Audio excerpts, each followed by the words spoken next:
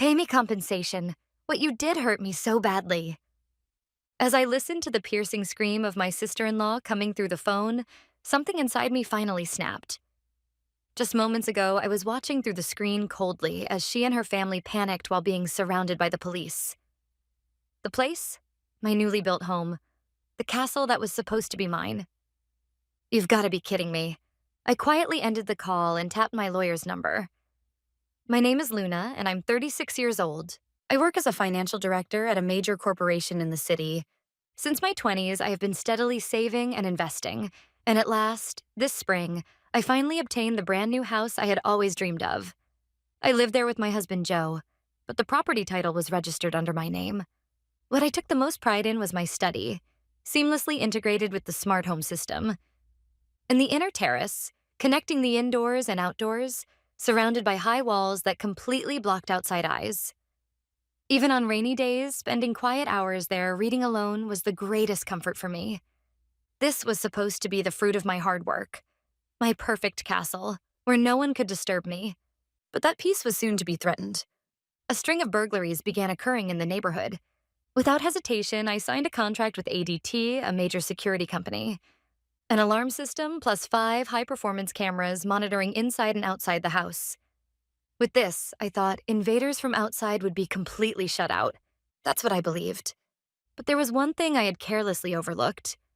I had forgotten to tell my family about the existence of this flawless security system, especially since I had given spare keys to my husband and his relatives, just in case of emergency. I had no idea then that the greatest threat was already lurking inside. That fateful day was just an ordinary Tuesday afternoon. I was in the middle of a quarterly budget meeting. While glaring at the numbers projected on a massive screen, I was exchanging points with each department head. My focus was entirely on work. So when the phone in my pocket vibrated once, softly, I didn't notice right away. When the meeting broke for a short recess and I casually picked up my phone, an unfamiliar notification icon caught my eye. It was from the ADT app. Intrusion detected at the front door. At first, I thought it must have been some kind of mistake. But then, my heartbeat began to pound with a dreadful rhythm. When I opened the notification details, it clearly said, "Unlocked with a duplicate key." The only people who had a spare key were my husband and his parents. And my husband was supposed to be overseas on a business trip. It was unthinkable that my in-laws would visit on a weekday afternoon without any notice. If that's the case? With trembling fingers, I tapped the Live View button on the ADT app. After a few seconds of loading, the camera feed from inside the front door appeared clearly on my screen. Standing there were, as I had feared, Grace and her husband, Owen. They must have gotten the key from my in-laws. "What are you doing?" The words slipped out before I could stop them. They casually took off their shoes as if it were their own home and stepped into the living room. Grace dropped herself heavily onto my cherished designer sofa, while Owen looked around the room, his eyes scanning as though appraising the value of everything inside. Then it happened. From the footage came a faint but steady electronic beeping sound.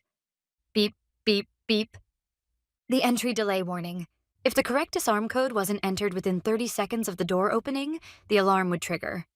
Of course, they didn't know that. "What's that sound?" Grace's confused voice came through my phone's speaker.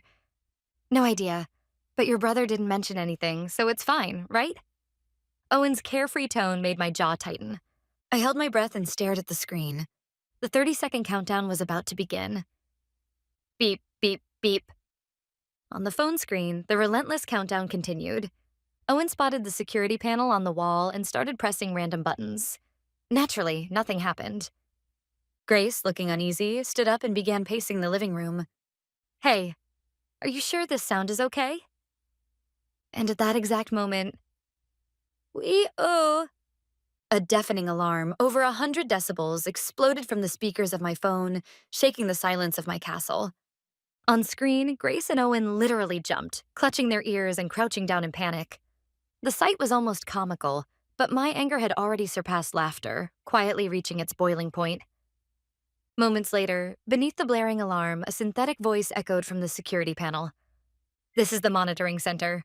Please respond. This is the monitoring center. Please respond." It was the type of system that allowed the staff to speak directly to whoever was inside the house. Owen cautiously stepped closer to the panel and pressed the call button. Yes. This is the ADT monitoring center. An alarm has been triggered. For safety verification, please state the name of the contract holder and the preset security phrase. The calm voice of the operator echoed throughout the entire house. On the screen, Owen froze completely. This is my brother's house. The security phrase? If the security phrase cannot be confirmed, we will contact the police in accordance with the contract. I repeat, please provide the security phrase. The mechanical voice repeated its demand, cold and unwavering. Owen stammered helplessly, while Grace only shook her head in silence. Watching their pitiful, utterly unprepared break-in unfold, I was certain. They had completely underestimated my house. And then, after several seconds of silence, a new notification appeared on my phone. Security phrase mismatch confirmed. The local police department has been notified. Officers are on their way to the scene. The police. The moment I saw that word, my mind went blank. Beyond anger, beyond shock. What was happening inside my house? What were they trying to do? I burst out of the conference room and stood alone in the empty hallway, eyes locked on my phone screen. Work, the meeting. None of it mattered anymore. Because at that very moment, my castle was being violated by uninvited guests. The police were on their way. That fact alone made my chest tighten with a mix of fury and fear. Almost without realizing it, I swiped the screen to switch the feed to the exterior camera by the front door. The sight that appeared left me speechless. On the road in front of my house sat a small truck I had never seen before. The tailgate was wide open. Inside, the bed was loaded with household belongings, items clearly meant to be moved somewhere. A sofa, a mattress, a disassembled dining table, countless cardboard boxes. It was obvious that these were not belongings of temporary visitors. They were the cargo of people preparing to start a new life here. Things for moving in, plain and simple. At that moment, everything connected. Owen was a self-styled influencer with no real job, always short on money. Grace, instead of losing patience with him, had joined him in repeatedly begging my husband and in-laws for money. And for the past few months, I had even been paying the rent for the apartment they were living in. Don't tell me. They couldn't pay the rent anymore? So that's why they came to my house? Without any discussion, without permission? As if they were just moving into some vacant vacation home? I felt the rage surge all the way to the top of my head. This wasn't mere family dependence or carelessness. This was a calculated home invasion. At that moment, my phone vibrated. The number displayed was from the local police department. I took a deep breath, forcing myself to sound calm, and answered. Hello, this is Luna. This is Officer Reed from the Riverside Police Department. After the alarm at your residence notified us, we found Miss Grace and Mr. Owen inside your home, and we are currently speaking with them. They claim to be your relatives and say they have your permission to start living there from today. Is that true? The young officer's voice was businesslike, yet slightly uncertain. I bit my trembling lips, gathered every shred of composure I had left, and replied clearly, word for word, without a trace of hesitation. No, that is not true. I had no knowledge they were coming to my house today, and I have certainly never given them permission to live there. They entered my home without consent using a spare key. They are trespassers. I heard the officer gasp softly on the other end. That calm, unwavering declaration. It was the sound of the first bell in a long battle that had just begun.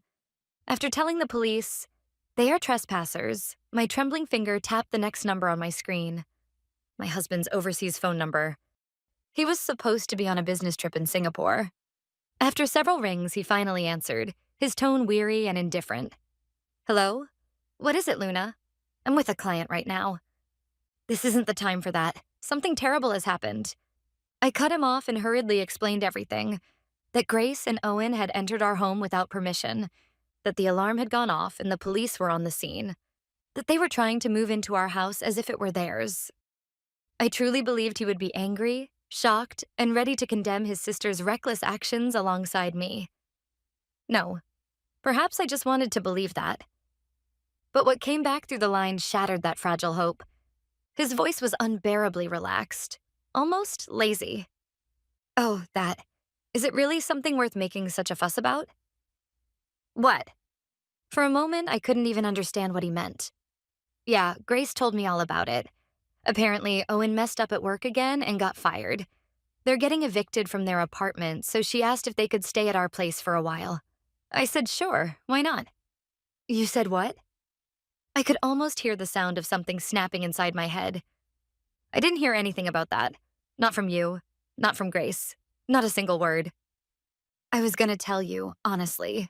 But you've been so tense with work lately, I thought I'd wait until things calmed down. Besides, what's the big deal? They're family. We've got a spare room, don't we? Just help them out. Help them out. Those words, so light, so careless, hit me like a slap in the face.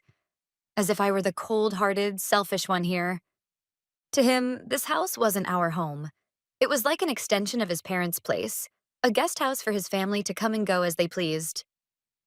Are you even listening to yourself? What they have done is trespassing. I've already reported it to the police. What? You called the police? Luna, are you crazy? Stop that right now. You're blowing this way out of proportion. And in that instant, I finally understood. This man wasn't on my side. He wasn't my husband anymore. He was just Grace's protective big brother. As his angry voice ranted on from the other end, I quietly pulled the phone away from my ear and pressed the end call button. That was the beginning of the end of our marriage. Even after hanging up, my hands were still trembling with anger. If anyone could understand, surely it would be his parents. Joe and Grace's parents. Surely they would condemn their children's outrageous behavior. Believing that, I dialed my mother-in-law's number. After a few rings, she answered in a calm tone. No, not calm. It was the unnervingly composed voice of someone who already knew everything. Oh my, Luna, what's the matter? You sound so flustered. Something terrible has happened. Grace and Owen, they're in my house. Just like I had done with my husband, I desperately explained everything that had happened. But her reaction shattered my sense of reason even more than Joe had. Oh, I know, dear. Those poor kids were really in trouble. Owen lost his job and they couldn't pay their rent. So I told them, why don't you stay with Luna for a while? Her new house has plenty of room. You told them what? The moment she said that, I felt dizzy. So she was the source of all this. Why didn't you tell me or talk to me about this first? I somehow managed to ask, my voice barely steady.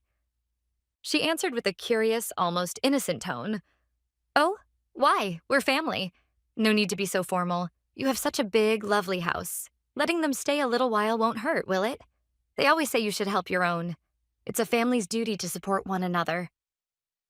Support one another. I had never heard that beautiful phrase sound so ugly. To them, my hard work, my property, and my privacy could all be nullified with a single word. Family. I was no longer merely angry, I was wrapped in despair. There was no way we could ever understand one another. We lived in entirely different worlds. What they're doing isn't relying on kindness. It's a crime. I have reported them to the police as trespassers. What? How could you do that? Do you want to give them a criminal record? My mother-in-law's shrill voice rose on the other end of the line, but her screaming no longer reached me. They really understood nothing. They had no sense of how abnormal their actions were. After I ended the call, I stood frozen for a long moment. My husband and my in-laws. They were all united, attacking my castle. The weight of that fact pressed down on me. Then my phone lit up again. The displayed caller was Grace. Perhaps the questioning at the police station had finished.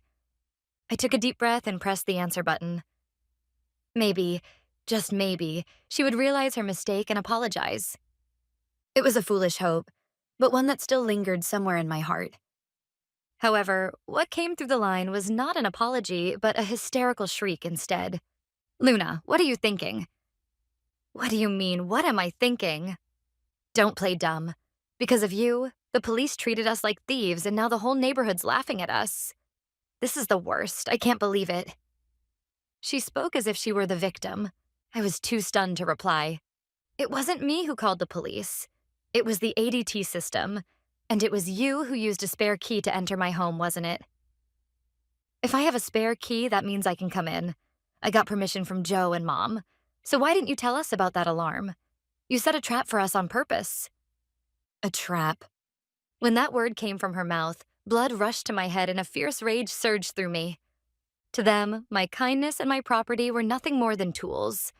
things to be used for their own selfish gain. And then she said something truly unbelievable. Anyway, thanks to you, Owen's so shocked he's bedridden, and I'm emotionally devastated. How are you going to make up for this humiliation? You better pay me compensation. Let's see. $10,000 should do it. Compensation. The moment that word left her mouth, something inside me shattered completely. My sense of decency, my moral compass, none of it meant anything to these invaders. Calmly but clearly, I told her, "All right, Grace, there's nothing more for us to discuss. From now on, you'll speak with my lawyer." What? Your lawyer? What is this, some kind of threat? I ended the call before she could finish her sentence. Then I powered off my phone. In the brief silence that followed, I made a firm decision. No more mercy, no more leniency. I dialed my friend Lila, my attorney. She's not only my closest friend, but also a highly skilled lawyer who specializes in corporate disputes. When she answered, I calmly laid out the facts, keeping my emotions out of it. After listening to everything, she said, "Luna, I'm impressed you endured this for so long. This isn't a simple family dispute. This is residential trespassing and a violation of property rights. And that demand for compensation, it could even qualify as attempted extortion." Her steady, law-grounded words cleared the chaos in my mind. What should I do, Lila? I don't want to deal with them anymore. Yes, I know. That's exactly why you must not fight them with emotion, but with the law. You have to build a wall they can never cross again. Now, listen carefully.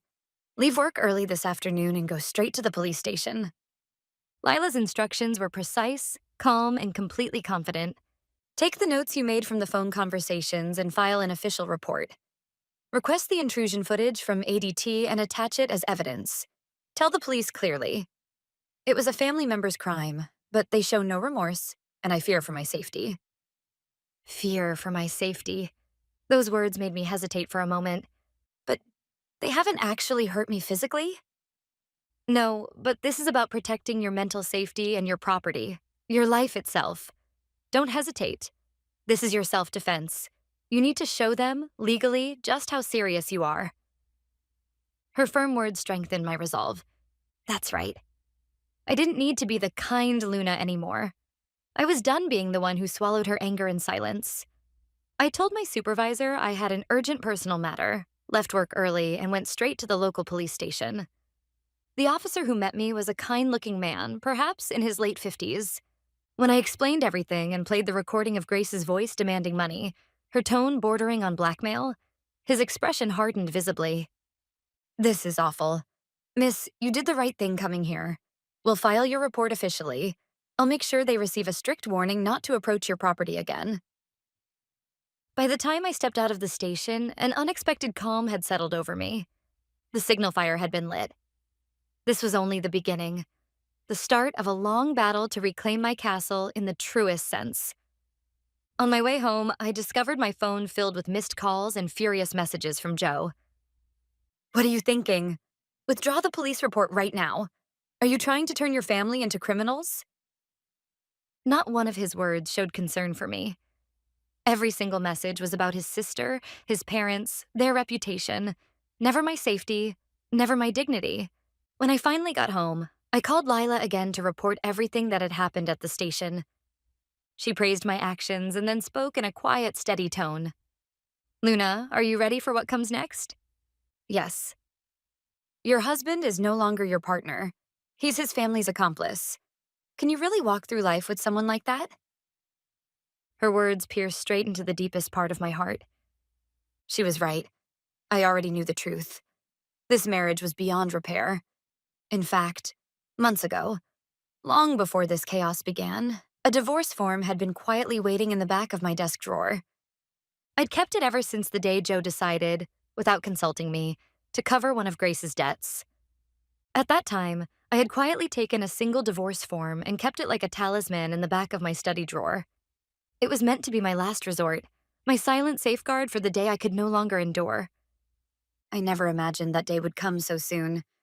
It was meant to be my last resort, the final card to play when I truly reached my limit.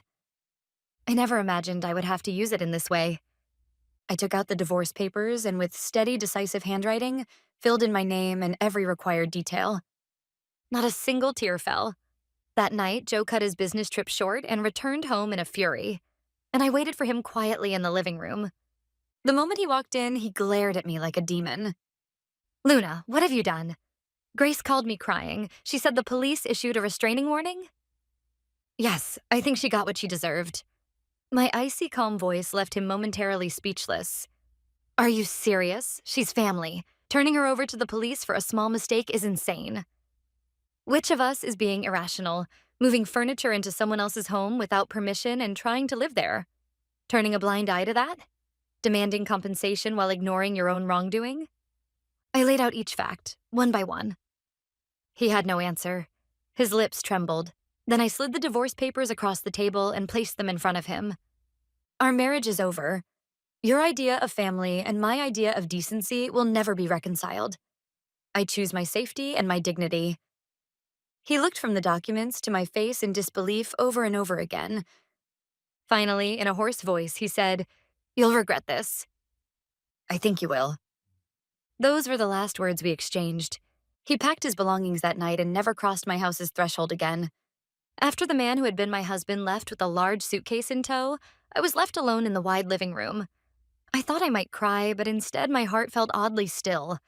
Rather than sorrow, I felt a thrill of readiness for the real battle that was about to begin. The next morning, the first thing I did was call a locksmith. A few hours later, the technician arrived and one by one replaced every cylinder in the house with new ones.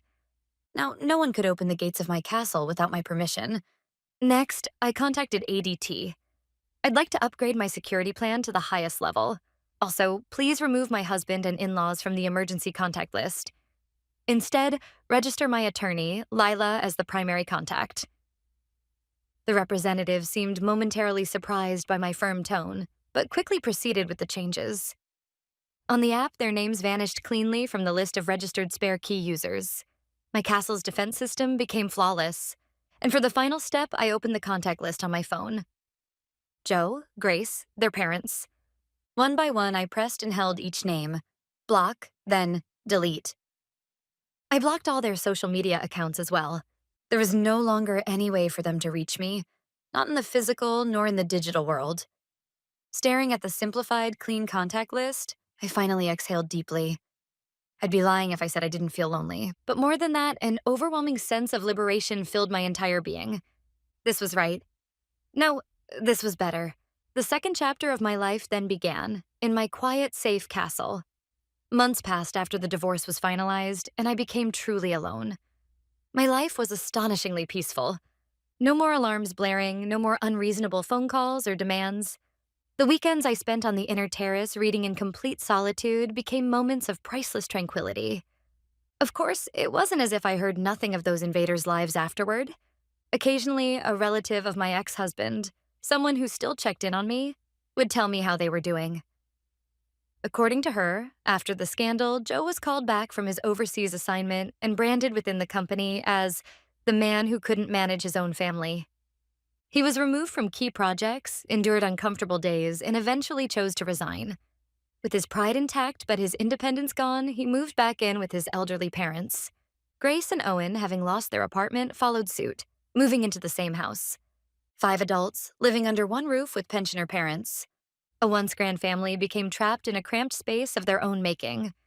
Owen is still unemployed, chasing vague, big business dreams that never materialized. Grace, unable to let go of her taste for luxury, kept quitting every part-time job she found. And their living expenses were slowly draining the retirement savings of Joe's aging parents. I could think of only one phrase: poetic justice. And yet, my own heart was not entirely unscathed. That harrowing experience left behind a deep scar, a lingering mistrust of people. No matter how close someone becomes, a part of me would always keep a quiet distance. What if this person betrays me someday too? That constant suspicion seeped into my heart like a slow-acting poison. I knew I couldn't go on like this. I had to heal myself, rebuild what had been broken with my own hands. So, on Lila's recommendation, I decided to meet with a highly regarded therapist.